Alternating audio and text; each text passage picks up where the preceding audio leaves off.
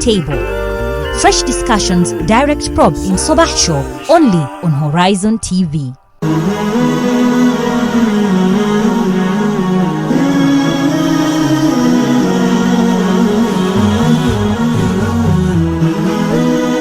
Horizon TV, the beacon for the nation. Assalamu alaikum. Let's brighten up your morning. I am Aisha Khan and you're watching the Sabah Show, only on Horizon TV.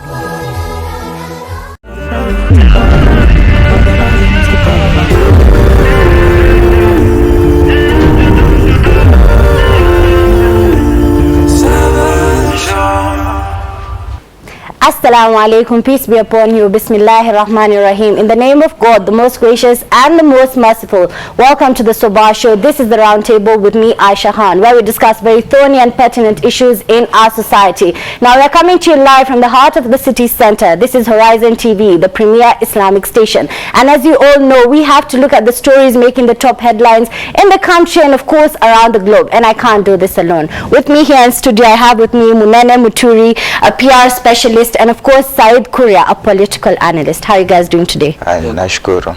Are you happy this Friday? Na Said anavaa kanzu hapa vizuri sana. Aya, looking at the Daily Nation now. The story reads how companies hide in havens to avoid tax. Now the legal game, some companies that have bagged hefty government contracts and racked in billions of shillings in profits are among those whose owners manipulate the law and use holding companies offshore to cart away all their earnings. Now this continues on page 4 to 5, where inside big companies' dirty scheme of legal tax evasions. Now hundreds of Kenyans, these are the big business owners, are out there, looking for a way to evade taxes. This is nothing new.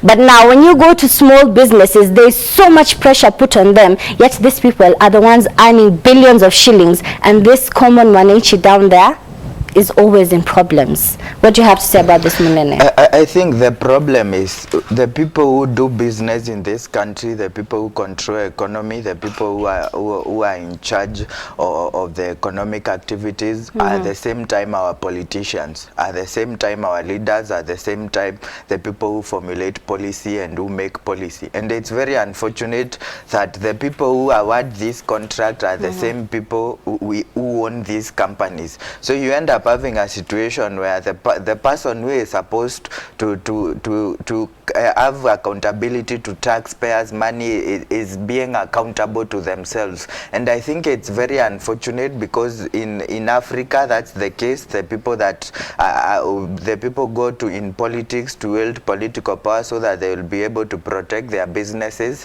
whereas in developed democracies, the people that are in business are not basically the people that are in political power. So it's very unfortunate that African governments are in dire need of this taxpayers' money. They are trying to fight corruption. At the same time, the right hand is trying to fight the left hand. And I think it's a case that it's up to the voters to try and figure this problem out, because we can't always award someone political power to go and protect their interest. There should be some sort of patriotism, there should be some sort of accountability, and I think we should have a state where people put the interest of the country above their own self-interest. Yeah. Wow, we always say this, that we need to put the interests of the people first. But Munene, how can this be done? Because it's been said, but again, every Friday we'll be meeting here. Every day on the Sabah Show, this is all we're going to say. Is there a solution to this problem? There is a solution, Aisha. There is a lady, I think you have seen a clip going social media. She was ranting about how she has lost her job. There has been the hashtag Save My Job trending on Twitter. And I think the solution will come from these people. When the oppressed will get tired and stand up, that's where the solution is. The solution is with us, but I think we're in a situation that people are afraid, or I think they have not really suffered enough for them to say enough is enough. The solution is within us, but do we have the will? Do we have the courage to stand up and say, this is our rights, this is our future, this is what we deserve better as Kenyans? So I think when the oppressed person, as it said, when the fool is no longer a fool and gains the intelligence, and the one that has been oppressing them will be in problems. Yes. Amazing. Now, Kuria, here, the practice results in 62 trillion Kenya shillings lost tax revenue annually across the world. What do you have to say about this? As Mutwiri has said, this is an intricate system that helps in tax evasion. And if you look at most developing countries or countries in African continent, the people who are controlling politics are the same people who are controlling economy. And they do this deliberately. They don't vie to get these positions to protect people or to protect the oppressed or the people who are lowly in society. They do this to protect their interests. And as he has said, they are aware of what is happening.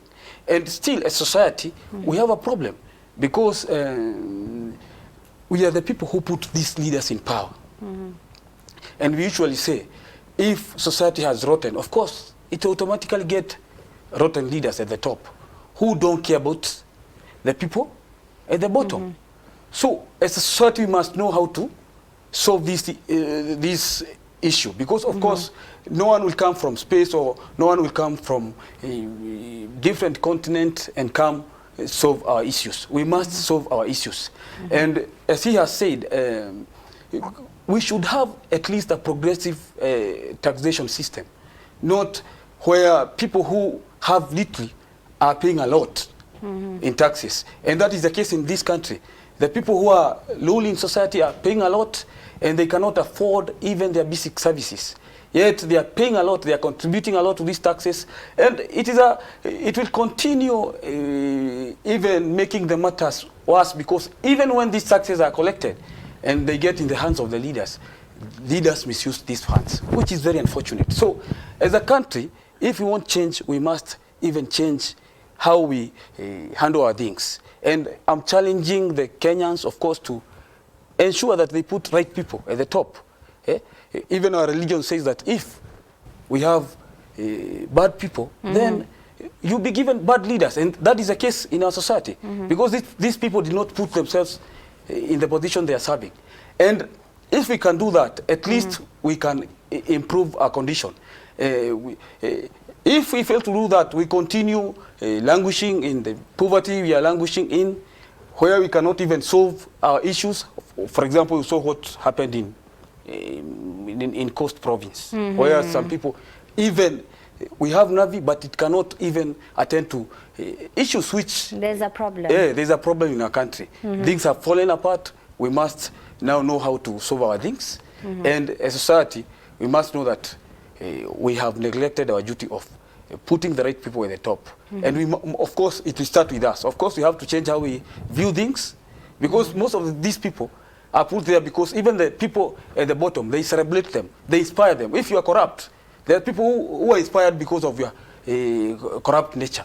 They think that one day maybe I'll get a chance, be corrupt and become rich and control the system. But Said, which is not the case. Very few people. Let me just come to you on that. You know, you say that we elect our leaders. Sometimes there's a lot of corruption that takes place, and you find leaders who are there out of merit, not out of merit, right? Is that true? So now, in such a case, you know, and all these things are happening, the common wananchi there on the ground, just like me and you, don't know what to do. What should they do? You're just blaming society. Yes, society is not standing up for themselves. What are they supposed to do? Of course, it is up to society to decide whether to put a revolutionary leader at the top or not even to put a revolutionary leader at the top. I believe people have power. And you have seen in countries where people have risen against oppressive systems and they have changed their situations. In France, it happened during French Revolution. In even Europe, we had oppressive leaders and people rose against them, and now at least Europe is in good shape. In United States of America, people fought for their rights, and now people, at least there's a sense of equality. So, as long people are celebrating bad leadership, because maybe they think one day they get a chance to participate in it and maybe accumulate wealth, because we have tendency of wanting to accumulate wealth primitively, then we will not head in the right direction as a country or even as a continent, because that is what That is what is happening in most of the countries in Africa. So I'm saying somehow society is rotten. That is why we are getting all these problems. So a society, and if it cannot solve their problems, then we should even have a revolution leader who will at least pump sense into the public, because it has happened in some countries where revolution leaders have even used force to bring sanity to society. Because if you people are the people who are reasoning, or the people who are rational in matters regarding to the society, or the people who want to protect the society, if they are outweighed by bad people, then society collapses, and that is where we are heading.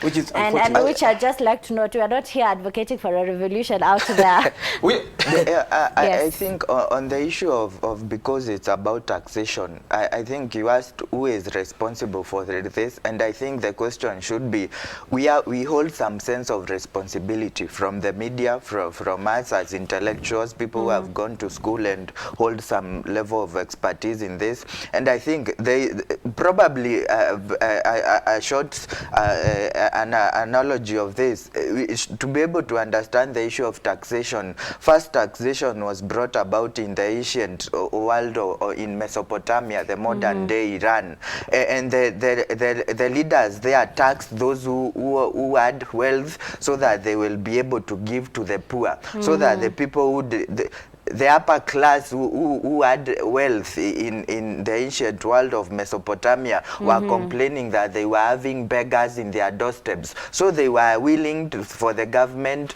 to take from them, so that they will have some welfare for these poor people, so that they will not disturb them. But it's unfortunate, in the modern world, the poor are taxed to take care of the wealth. It's like taking the small I have to add in the bigger basket that you have. And I think it's, as Kuria was trying to point it out, the responsibility will come from us as society to say enough is enough. If that is not possible, unless we will pray to God so that He will bring someone who will be able to ponder these issues to the citizenry and tell them you deserve better as a what people. you're trying to say is that we as a nation, as a society, should stand up for ourselves. Now, moving on to the Star, we have KRA freezes accounts of 11 universities. Among the affected institutions are UON, KU, JKUAT, Multimedia and Moi. Now this story continues on page 6.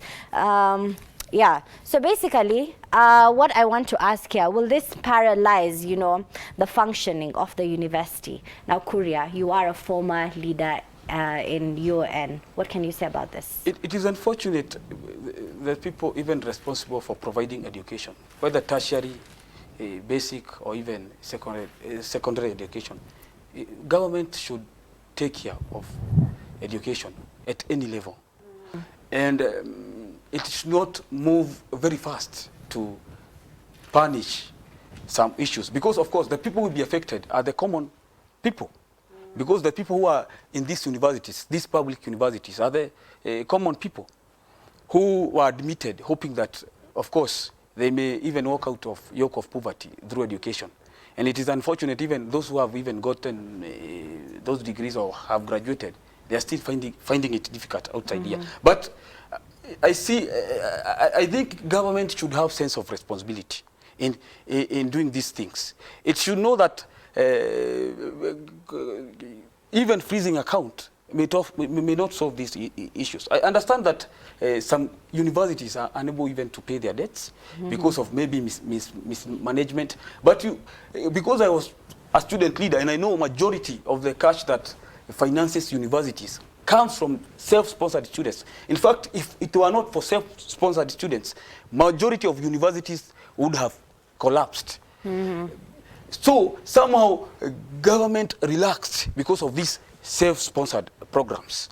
They left the burden to those who are paying for themselves, because we have job students and government meets part of the cost of their sustainability in the university. But now government became relaxed, and now I think now they are in spree of looking for taxes everywhere. And I blame this for debts we took. And some of these debts were not even used in the right way. Some money were lost through corruption. Yet the people who are being punished for that are the common people.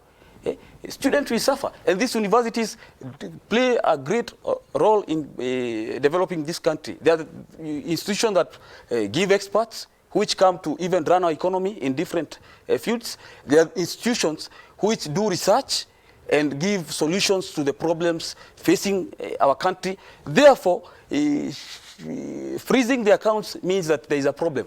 Government should be responsible for what is happening in the university. They should even sit with vice chancellors. I have heard that some vice chancellors have cases of even misusing funds. Those who are culpable should be even taken to court and be punished. But government should not act as if it doesn't care about what is happening in these universities. And it should even look for solutions, because people of this country will always look for government for some of the solutions, because they cannot solve by themselves, because they are the people responsible for collecting taxes and even putting them in a pool and helping different departments of the economy. Thank you so much for that, Syed. We need to take a short break. Now we'll be taking a short break and we'll be right back. Remember, you can follow us on our social media pages. That is at Horizontv Kenya on Twitter, Facebook and Instagram. Assalamu alaikum. Let's brighten up your morning. I am Aisha Khan and you're watching the Sabah Show. Only on Horizon TV.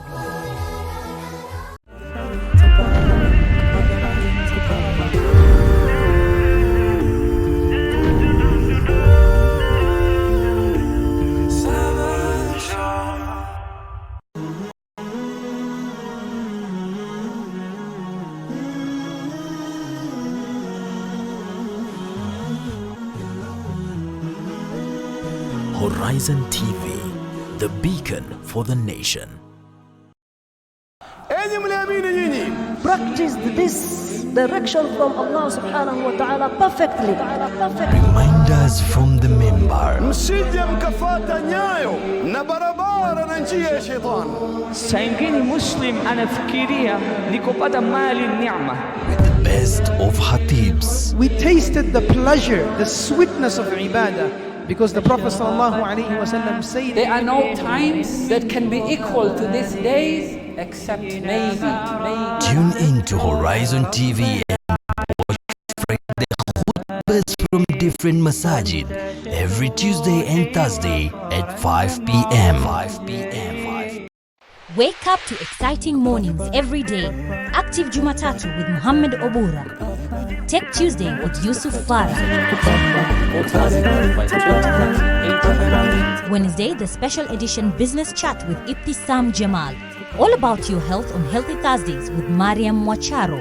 Aisha Khan with thorny pertinent issues every Friday on the Round Table. Fresh discussions, direct probe in Sabah Show only on Horizon TV.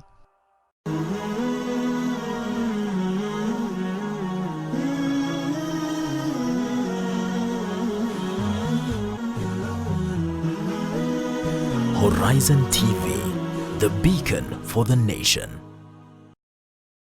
Assalamu alaikum. Let's brighten up your morning. I am Aisha Khan and you're watching the Sabah Show. Only on Horizon TV.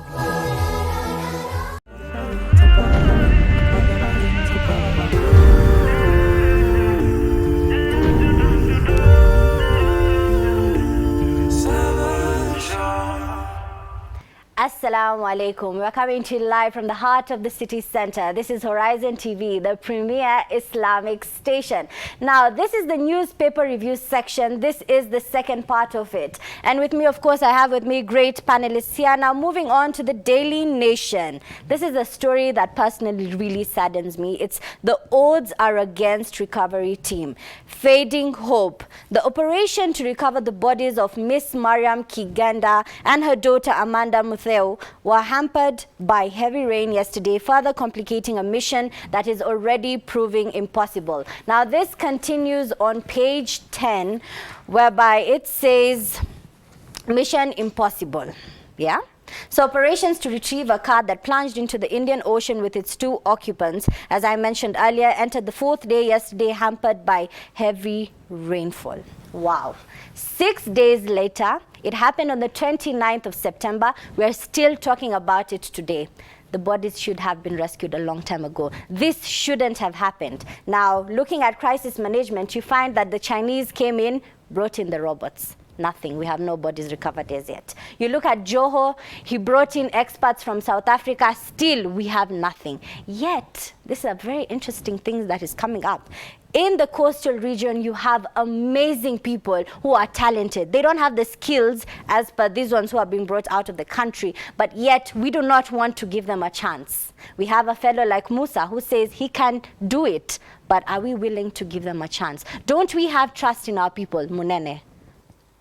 We don't. Why? In all levels of society, we actually don't trust one of our own, because we know the incompetencies that we have in our institutions.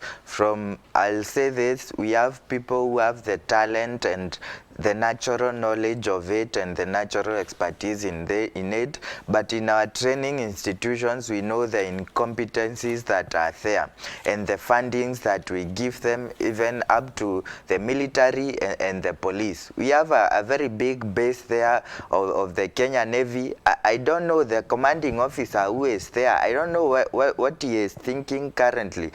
It's unfortunate because I feel very saddened when I look at that and I see that face of that very beautiful small girl.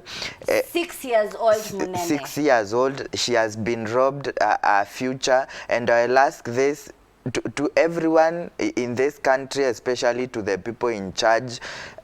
It's unfortunate. I even don't have any words to say. And this, if you ask the father who has lost his family, or the people who have been affected in this family, what's the role of government? I think they won't have words to tell you. They pay taxes, they are Kenyans, they contribute to the economic sparring of this country, but if you ask them, where are their taxes? Where are their leaders? Where is the responsibility of the people who are in charge? No one will be able to give you these answers.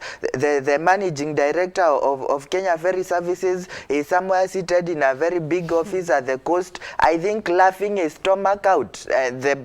I'm just disgusted with everything, and this goes to the public. The people of this country should know they deserve better as a people, and they should come up and say, I'll keep on giving this analogy that over 50 years ago, a group of Africans that had never gone to school, that didn't have the know-how, stood up and said enough is enough to the white man, and they said they need to rule themselves as black people. And I think it's for us as responsibility of the grandchildren and the parents and the children of the people who stood up to give us independence, to say the people who took up charge to rule us have failed, they are misery, and I think it's a shame to them. It's up to us to take charge of our lives and to really give a new face in this country, because I think it's a shame to everything. It's a shame. It's unfortunate because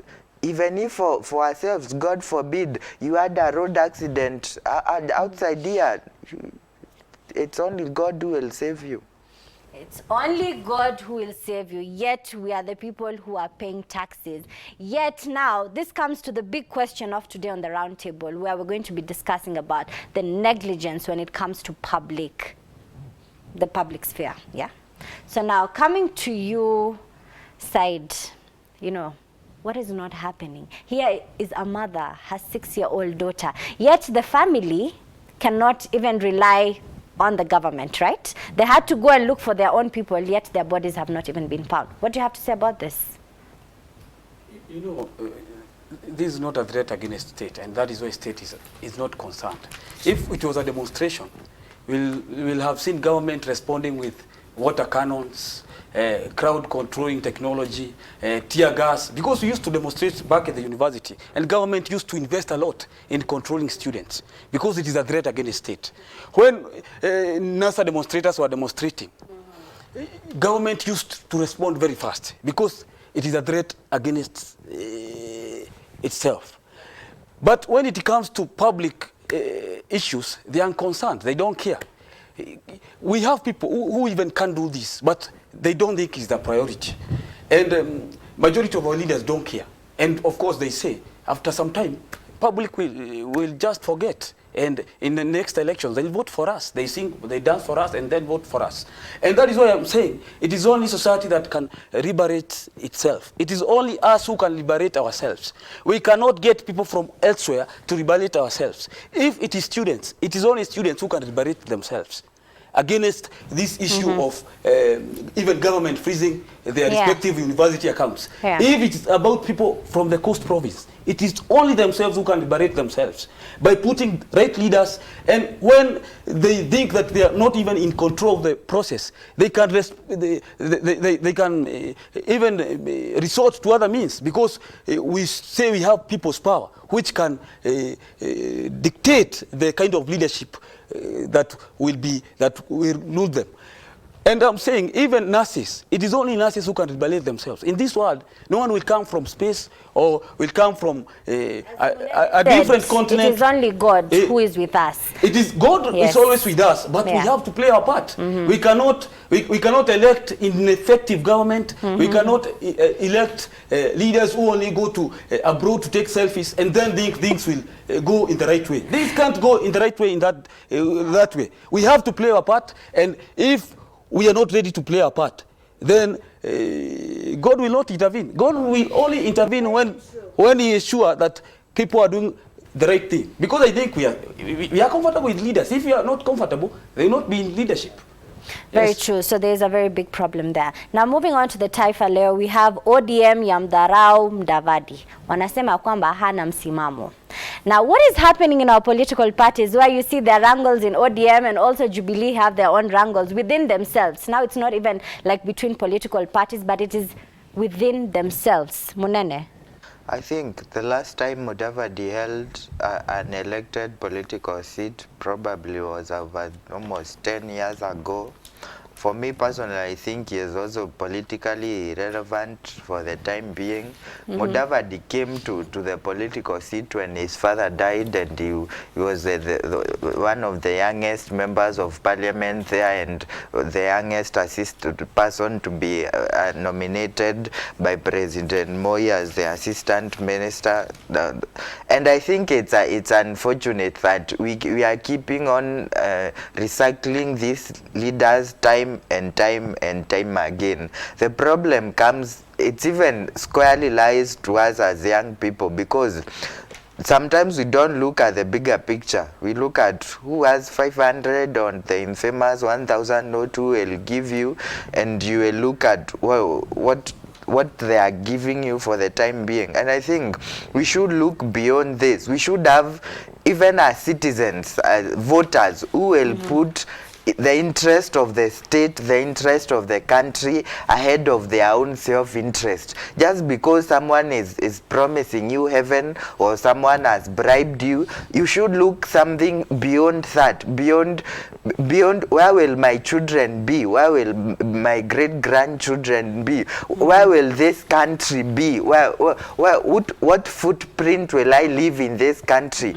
as a common voter, as a matatu driver, and I think that's we are trying to point this out. The responsibility lies on the citizenry, and the citizens of this country are happy. That's why their leaders don't care the problem they are facing. They are happy because they will dance for their leaders, they will vote for them, they will not complain for them, they will attend their rallies along the road. The leaders will stand up in 15 million vehicles, give them cheap word of and I think it's shame to every Kenyans, to all of us, that we are celebrating these people who are not giving value for our money, who are not respecting us as Kenyans, who are not respecting even humanity as it is. All they care about is their wives are well taken care of, and their children are somewhere in Seychelles and Malaysia enjoying the summer.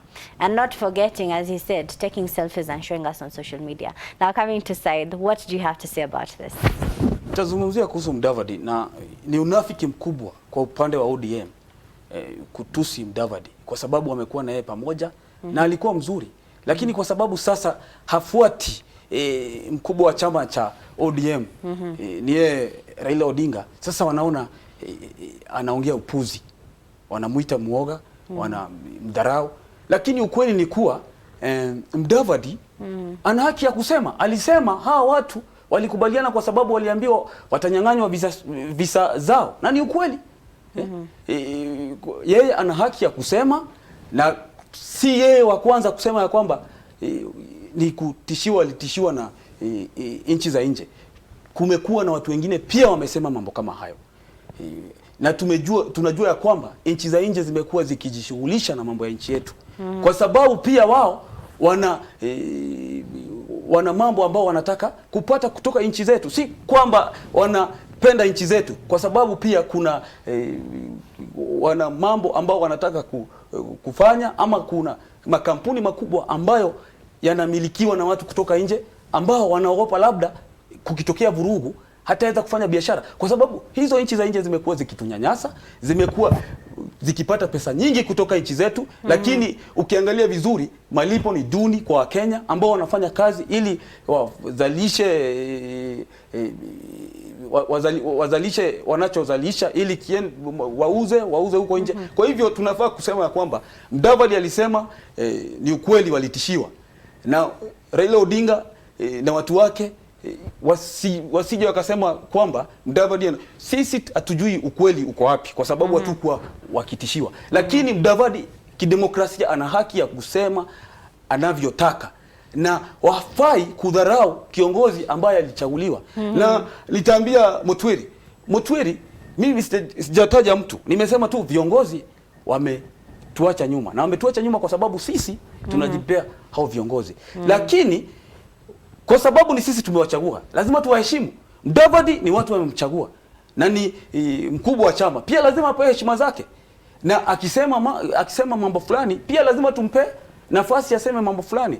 Na ni Sifuna, nitazungumzia kuhusu Sifuna anakosea sana kwa sababu ana tabia ya kutusi viongozi. Alitusi naibu wa rais, sasa tumeona akitusi Mudavadi. Na ukiwa kwa siasa kwa sababu yeye ni kijana. Lakini si kila mtu ana haki yake. Umesema hivyo sasa. Lakini mambo anayozungumzia si mambo inafaa kuzungumziwa na katibu mkuu wa chama. Katibu mkuu wa chama anafaa kuwa na adabu. Hufai kutusi. Mudavadi ni kiongozi anayeheshimika. Pia naibu wa rais ni kiongozi anayeheshimika. Pia rais ni kiongozi anayeheshimika. Pia former prime minister Raila Odinga ni kiongozi anayeheshimika. Tunawapea heshima zao. Kwa hivyo hufai tu kuzungumzia mtu kama ni mtu ambaye hana maana, na pia kwa sababu wametofautiana na mtu ambaye anaongoza chama chako. Ni makosa, walifanya makosa. Haya. Sasa namuona Munene hapa anataka kuongea. Munene, what you have to say? I know Kiswahili ni shida kidogo. Kiswahili changu chaweza kuwa si kizuri kama cha Kuria. I think I respond to him because he invoked my name and dragged my name in his politics and that thing. I think for Kuria it's laughable for him to, I think they accused me of supporting the dynasties, but I think today he stood for the old guard, and he probably has been having some checks somewhere in Upper Hill. That's why he has stood up for the old guard.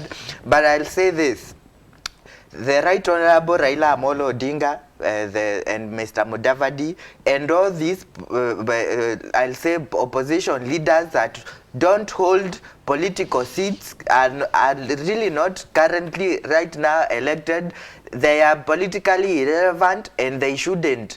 I don't think they will any say to say anything. And I think when Kuria says Mudavadi is elected, I think he's delusional this morning, because I don't know where is Mudavadi elected. Mudavadi has not been elected since 2013. Those are almost seven years ago. Anaongoza chama ambacho kina watu wamechaguliwa. He's a leader of a party.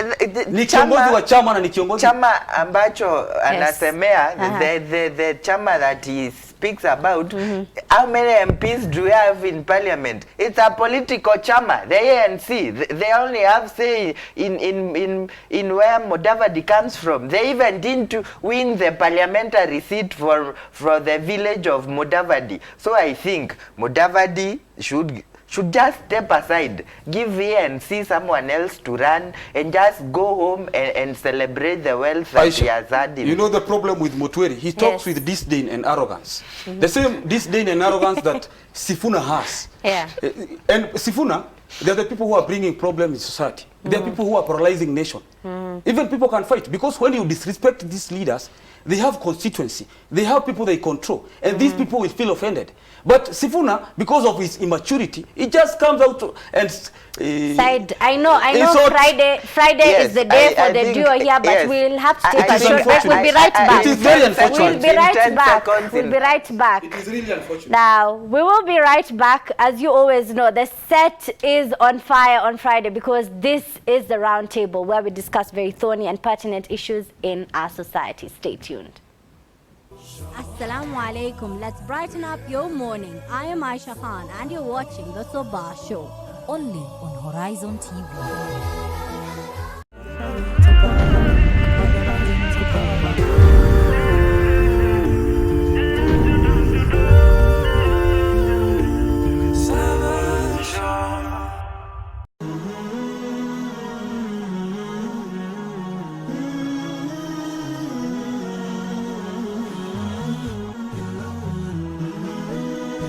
Horizon TV, the beacon for the nation. Practice this direction from Allah subhanahu wa ta'ala perfectly. Reminders from the member. Msije mkafata nyayo na barabara na njia ya shetani. Saingine Muslim anafikiria ni kupata mali neema. With the best of Hatibs. We tasted the pleasure, the sweetness of ibadah, because the Prophet ﷺ said, There are no times that can be equal to these days except maybe. Tune in to Horizon TV and watch Friday khutbahs from different masajid every Tuesday and Thursday at 5 p.m. تبارك الذي نزل الفرقان على عبده ليكون للعالمين نذيرا. Ni kitabu kitukufu ni kitabu ambacho cha miujiza kilichoteremshwa kwa mpangilio. Hazikuletwa harufu hizi za mkato moja kwa moja, hakuna mfano wake, na hamwezi nyinyi Makureishi kuwa ni wenye kutunga kitabu kama hiki, ingawa zimetumia harufu zile ambazo zimezitumia katika kuandika au katika kusema. Miujiza yake Al-Malik. Mwenyezi Mungu ana uwezo usiokuwa na kifano. Ni malengo ya Qur'an. Khazain zote za ardhi na samawati ziko mikononi mwake. Sheikh Muhammad Badamana na uchambuzi wa Qur'an kwa undani kila Alhamisi saa 3 usiku kwenye Horizon TV.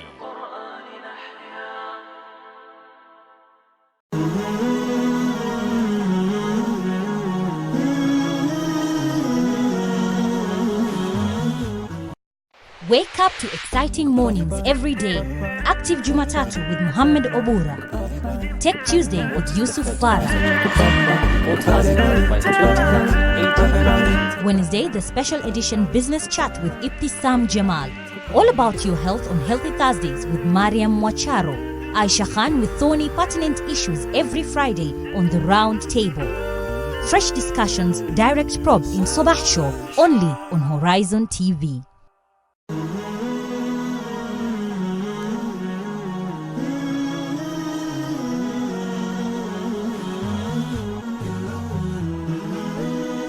Horizon TV, the beacon for the nation. Assalamu alaikum. Let's brighten up your morning. I am Aisha Khan and you're watching the Sabah Show. Only on Horizon TV.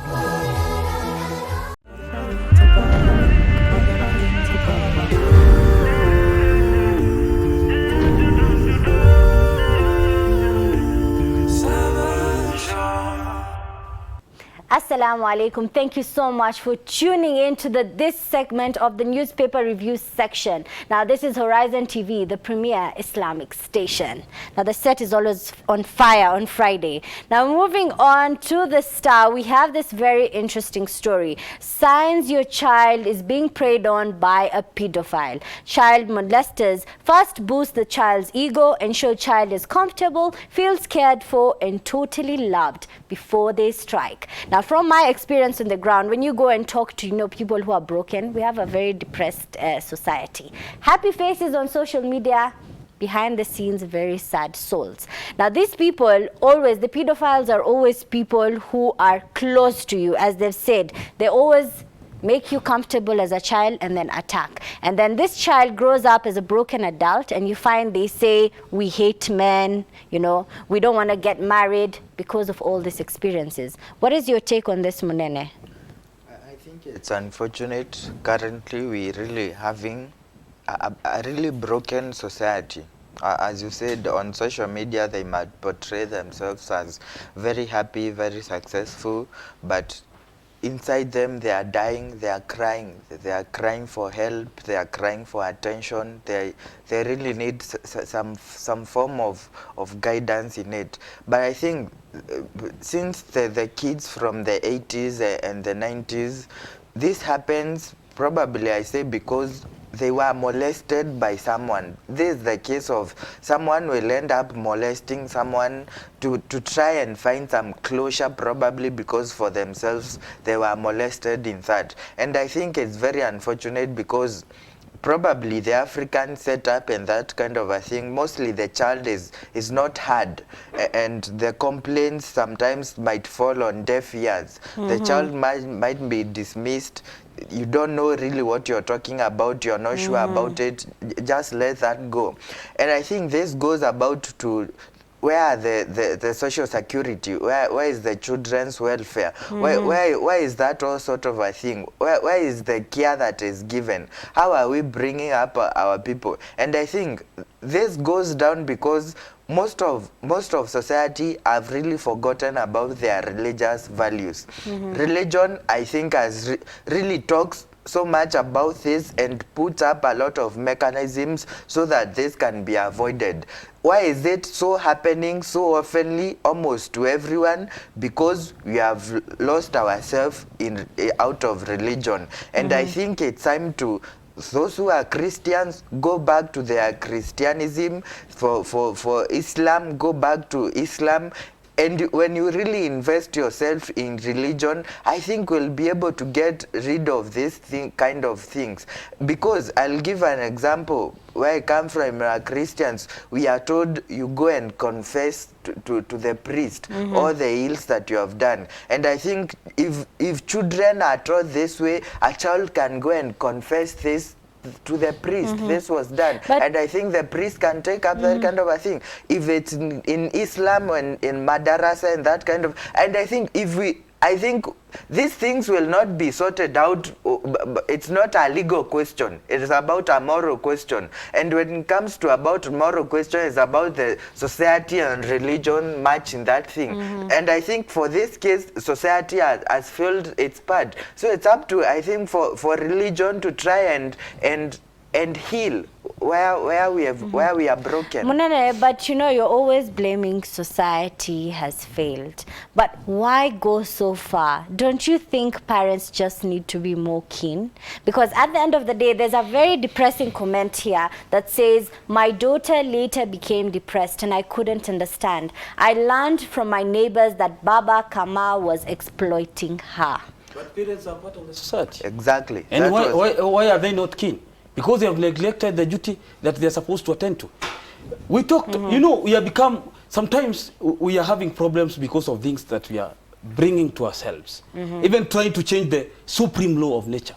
For example, a mother can quickly understand her child.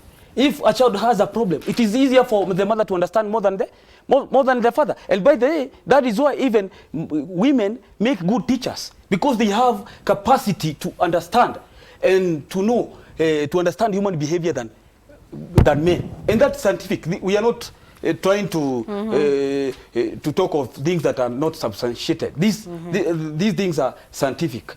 So you will find that women sometimes, instead of attending to their duties in most families, they decide to go maybe to clubs, to holidays. But is it just children. a woman's job? Is it just a woman's job? No, it is not, when it comes not to women's parenting? job. I wanted to come there. Yes. Even men should play their part. But we must now be alive to the fact that bringing a child up requires mother attention than father attention.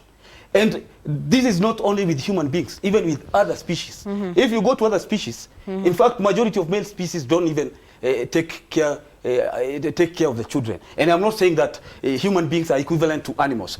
But when it comes to some issues, women will understand them better. And this is not weakness. This is something that we should even laud. We should even encourage. Men, of course, when men see these problems, they go to their husbands and they tell them so that they can sit together and know how to attend to. Because most of the times and by the way, this comes naturally. Don't expect men, and this is a reality, don't expect men not to be too observant when it comes to how children are growing up, how children are behaving. So when you decide now you'll compete with man now to stay away from your kids, problems is setting, and we are aping this from Western societies. And I'm afraid to say, even those Western societies have problems. People, we are bringing up even psychopaths. That is why some people just wake up and start shooting. Yes. Korea, for some reason in society, whenever something happens bad to the child, that is the mother's child. It is the woman's fault. But whenever something, let me finish. Whenever something good happens, it is the father's child. Munene.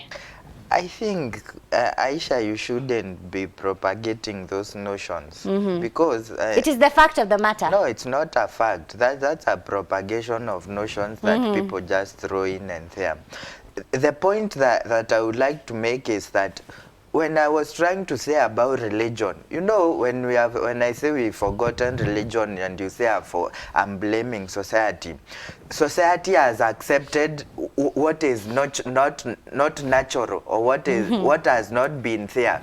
Society has accepted a person can change their sexuality. A man can be born a woman, and then society, when they say they are a man, society has accepted that. And I think the point Kuria was making, I'll try to explain it in a moderate way, because I'll say what I think what he was trying to say is that in the olden days, girls were taught how to be mothers, how to be wives, how to take care of the family. Boys were taught on how to provide for the family, how to take care of the children, how to take care of the wives. What are we doing nowadays? We're telling boys, go and change the baby's diapers, know how the but child... is that a problem, Munene? Listen, Aisha, it's not bad. Aisha, this is not an attack. We are here talking very logically. Let me finish. Aisha, let me ask you a question. Yes. Do you think society was too stupid to give motherly roles to women and to give... I have a question. It is something that is aided by how someone is created. For example, yes, we have men and women. Of course, we can debate about equality, whether we are equal, whether we are not equal. But when it comes to differences, these differences are scientific. For example, I give an example. When it comes to breastfeeding, a man cannot breastfeed. When it comes even some hormones which mothers produce.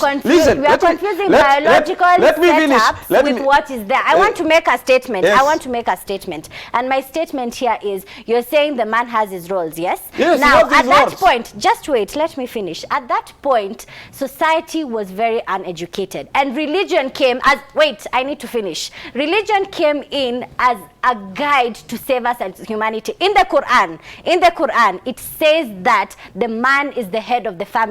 Head of the family, head of security is just like the president of Kenya, okay? The way we have a president, that is how a man is in the house. And if the man cannot know what is happening and cannot take charge, and we want to blame the woman that she is in charge of just, you know, looking after the children, then what is the use of the man? Is he just there as a provider? When you say that society was uneducated, what do you mean? Society was not uneducated. It was uneducated. The only education, the type of education the society was offering was informal education, which I think it is superior. No. Munene can't save the situation. No, because I can't believe we are saying society was uneducated. What we are saying, I think it was illiterate. It was. No, it was. What is education? Look, today, look at the situation today, the 21st century. Yes. You find that the girl child before, her work was just to get married, cook, and that was about it. But today, Kuria, let me finish. But today, you find that the girl child has been empowered. You know, going back to the Prophet's time, you had women who are empowering others, and they were leading our society. They were even helping our men. Now, Kuria, in the Islamic perspective, you know, you tell me, what is the role of a man? The role of man is providing. But that... And what is the role of religion? The role of religion, of course, it provided education, which was very necessary. Which was very necessary for you. Listen, but that is not conclusion. What we are saying, a woman has some advantages in bringing up a kid than a man. And we should exploit those advantages so that we can have a good society, so that we can have people who will not, so that we cannot produce pedophiles. So what people don't understand, we are not slighting women by telling them to do some duties. We are just telling them you're suited in these roles and you can do better than us. So it is better for you to do them than us. But if you debate, you know, it is debatable. Now, Kuria, I have a simple question to that. Today, if somebody is raped, I need to ask this question. Today, if somebody is raped, if a child is raped, and you have a mother and father there, now you want to tell me that the father is so unapproachable, or maybe this is something that is so outrageous that has happened, such that the child cannot go to the father and tell him, you know what, I have been raped. The child should run after the mother so the mother can communicate to the father. What madness is that? No, we are not saying that. If a child is raped, both father and mother has failed.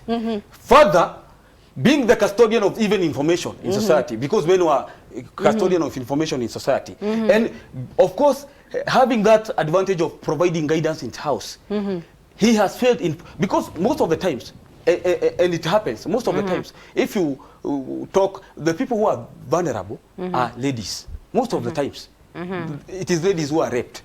And it is because of how they are created, or of course because sometimes men have advantage of masculinity. So sometimes some men can misuse. I'm saying some men who men are raped. But majority of situations are. And you see, when these ladies are raped, sometimes it is very difficult for that lady to go and share with a man. But because why of course, even the act of rape, even the act of rape has halted the kid, and it will be very difficult to express to a male. And you have just said now that these women sometimes they see men and they feel that the society has done very wrong to them. So what I'm trying to say, if there's some things which women should investigate, and by the way, I'm trying to say that women should be protected, and they can only be protected if people who can get information which is necessary to protect them are available. And most of the times women can even get information from these young girls. Are you trying to say women should protect women? Coming to you, Munene. I think, now, Munene, to moderate this, Aisha, because I think we've really thrown out a lot of things. It's unfortunate that we say in Islam, the values in madrasa that were taught by the Prophet thousands of years ago are the same that we are teaching. In the African culture, there were values that were taught. What the white man came and told us is the informal education. What Aisha is saying, she is saying the society didn't have the westernization, didn't have the Western education. To go in that, Aisha, and to say on that, we had our own education that the society, the African society dealt with it, where religion and Africanism merged together, and I think created a hybrid society where we didn't have the broken people that we brought up. I think moderately what Kuria was trying to say, when the mother is breastfeeding a child, they get a special connection with the mother. The work of the mother is to take care of this child. This child, when goes and get rapes there, will come because of the special bond they have with the mother, report to the mother. The mother will report to the father. The work of the father is to protect his family. That's where the work of the father comes from. He will either go beat up someone, go to the police. For him, he will feel he has failed in providing and protecting for his family.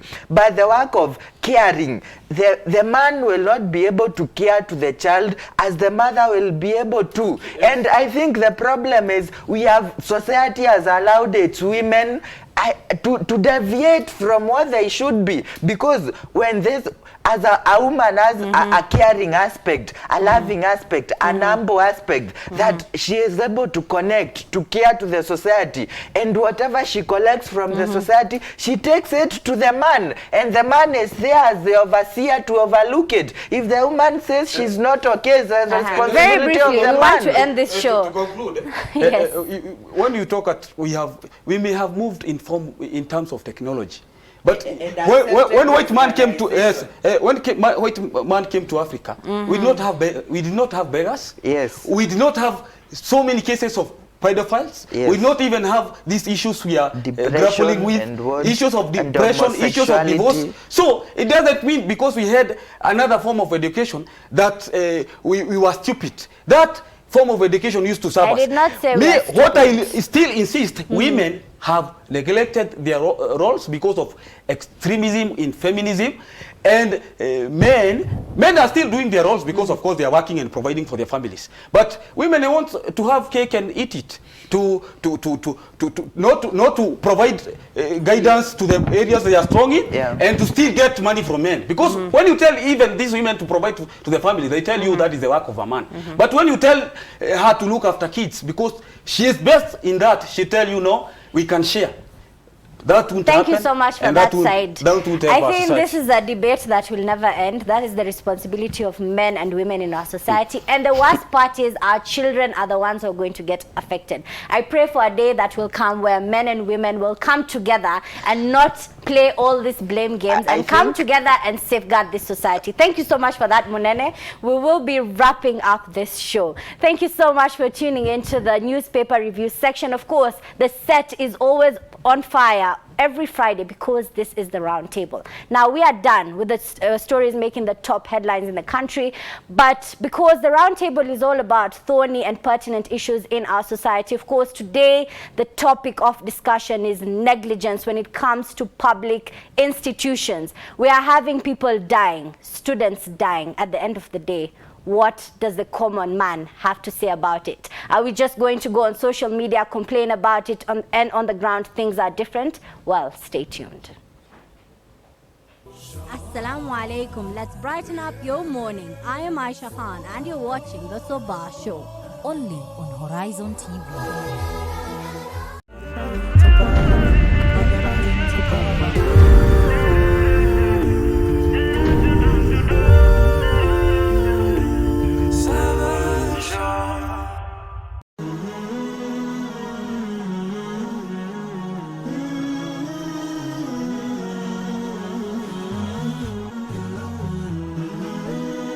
Horizon TV, the beacon for the nation.